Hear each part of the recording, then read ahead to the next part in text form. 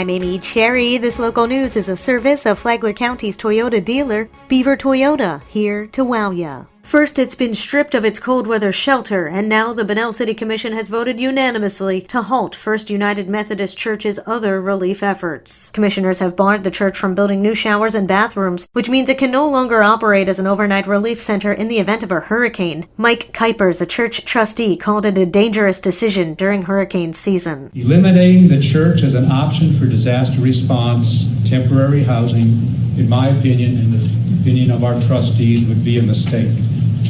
Heaven forbid if Flagler County gets a direct hit from a hurricane, you and probably every other government agency in the county will be scrambling to find places to put people to do the disaster relief work. Bunnell Development Director Rodney Lucas doesn't want to see the church used as a relief center. He says the city has a host of concerns, including 1. The need for life safety code to be met for non-related overnight stays. 2. The impact of high volume groups of a predominantly single-family residential area. 3, the lack of on-site parking if a large group is housed, along with all the materials and tools they may need stored on the property during recovery efforts. 4, the Flagler County Emergency Management and Flagler County Social Services has confirmed they do not recognize shelter for the county. 5, the church has not provided an agreement documentation from a federal, state, or local entity authorizing them to operate as a shelter. The decision doesn't bode well for volunteers' planned appeal of a zoning board decision barring the nonprofit The Sheltering Tree from operating its cold weather shelter inside the church. This portion of Flagler's Morning News brought to you by the Daytona Beach International Airport, Delta Airlines nonstop to Atlanta, and now nonstop service to New York City via American Airlines.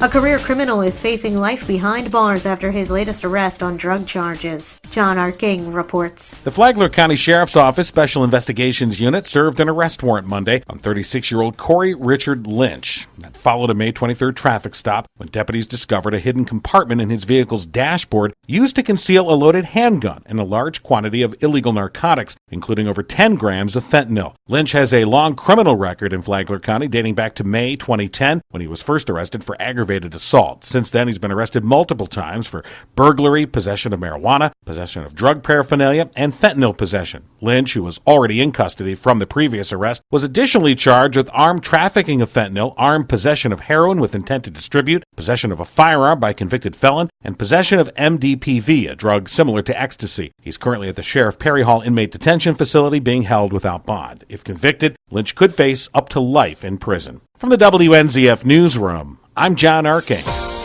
Crime rates are dropping in Flagler County. Tony Magoo has the details. The Florida Department of Law Enforcement released a report stating that crime in Flagler County dropped over 20% in 2018. These numbers were the 9th best in all of Florida's 67 counties and the lowest in almost 2 decades. For cities with populations of 100,000 or more, Flagler County is second in the state for reducing crime. We have a dedicated and motivated team serving our community, and I attribute these amazing statistics to their dedication and proactive police work, Sheriff Rick Staley said. Sheriff Staley added, I would also like to thank the Board of County Commissioners, the Palm Coast Mayor, and Council for increasing our staffing to help make this possible. For Flagler's Morning News, I'm Tony Magoo.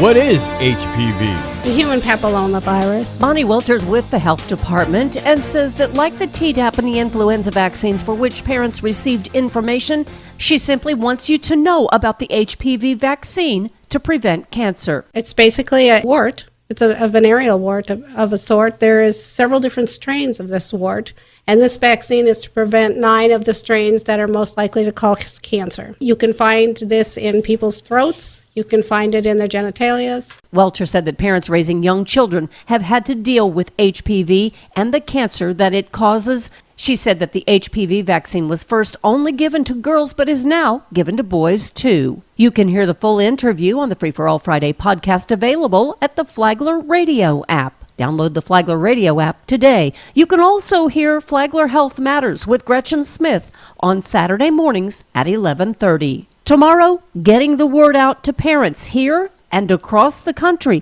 that their kids can get the HPV vaccine. From the WNZF Newsroom, I'm Deb Albertson. And now you're up to date on Flagler's Morning News. I'm Amy Cherry.